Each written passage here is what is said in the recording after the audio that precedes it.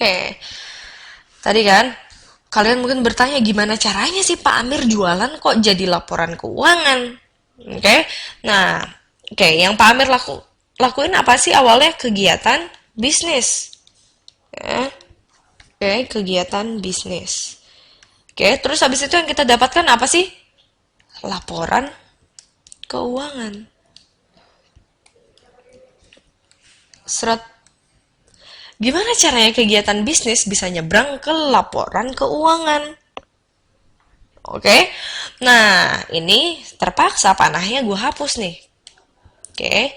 Dari kegiatan bisnis, kita nggak langsung mentranslate itu menjadi laporan keuangan.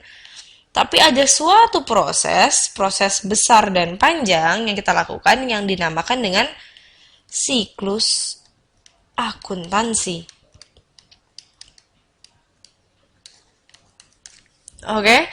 Jadi inilah yang kita lakuin ya. Kegiatan bisnis ini adalah yang kita sebut dengan input, ya, masukan. Jadi Pak Amir ngapain, kayak jualan, kayak beli apa, kayak nyewa gedung, kayak segala macamnya. Hal tersebut menjadi input atau masukan. Kita masukkan ke suatu siklus akuntansi. Anggap aja siklus akuntansi ini adalah sebuah proses. Nah, di sini setelah siklus akuntansi ini terjadi, lo akan mendapatkan informasi. Dapat informasi. Informasinya apa sih? Berupa informasi akuntansi. Lah tadi katanya laporan keuangan. Benar, informasi akuntansinya ini tertera di dalam laporan keuangan.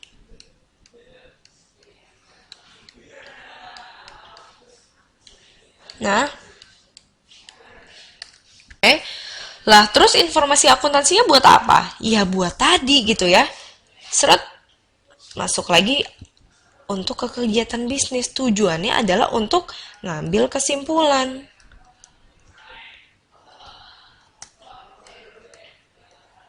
Tadi gue bilang kesimpulan ya, salah, keputusan.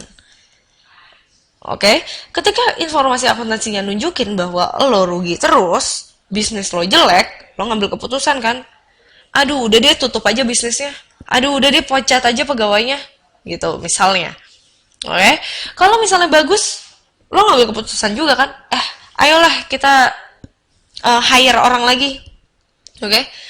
Ayolah kita perluas bisnis kita sampai ke mana? Ke Pulau Kalimantan sama Sulawesi gitu misalnya ya. Intinya ini adalah alat untuk mengambil keputusan. Jadi kita bisa lihat nih ya di sini. Jadi akuntansi itu kaitannya sangat erat dengan bisnis ya. Jadi kita mulai dari suatu proses ya, lalu kita jadikan itu informasi akuntansi ya yang terletak di dalam laporan keuangan ya. Bahasanya ya pakai bahasa akuntansi. Itu dia kalau kalian sering dengar istilah accounting as information system. Nah, kayak gini yang dimaksud. Jadi akuntansi ini adalah sebagai sistem informasi. Yang berguna untuk siapa ya? Orang yang mengambil keputusan nih. Manajemen. Dipakai buat siapa lagi informasi akuntansi itu? Kayak tadi ya, yang gue lihat di halaman sebelumnya. Pemerintah untuk majakin kalian, publik, investor, bank gitu ya. Maupun perusahaan sendiri, manajemen lah, staff lah, dan seterusnya. Itu dia mengapa kalian sering dengar istilah accounting as information system. Nah, terus habis itu kalau misalnya orang lain nanyain lagi, tapi emang akuntansi dipakai untuk kegiatan bisnis doang ya? Sebenarnya enggak juga ya. Asal lo tahu aja, accounting ini juga dipakai untuk kegiatan macam-macam. Kayak apa contohnya? Pemerintah. Di departemen-departemen yang kalian kenal, departemen kesehatan, kementerian luar negeri, semuanya juga punya akuntansi sendiri ya, departemen akuntansi sendiri. Mereka punya laporan keuangan. Indonesia punya laporan nggak? Punya laporan keuangannya sendiri. Amerika punya, gitu kan? Jadi pemerintahan bisa. Terus apa lagi? Non-profit organization. Tadi kan kita bisnis ya, yang untuk for profit. Sekarang non-profit organization bisa nggak? Bisa. Apa yang kalian kenal misalnya? Greenpeace, WWF, kayak gitu-gitu. Mereka semua punya laporan keuangan, harus. Oke? Yayasan, panti asuhan, semuanya punya laporan keuangan. Oke? Bahkan untuk individu, kalian juga perlu sebenarnya ya punya laporan keuangan.